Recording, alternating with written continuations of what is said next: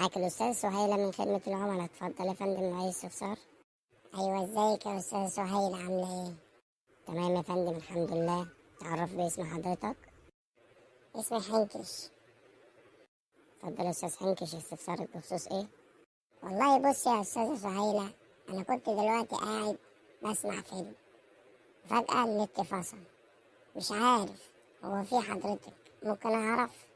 طيب حضرتك ممكن تروح عند الراوتر وترستر الراوتر. أروح فين لا مؤاخذة؟ عند الراوتر يا فندم، ممكن تسحب الفيشة وتركبها من تاني.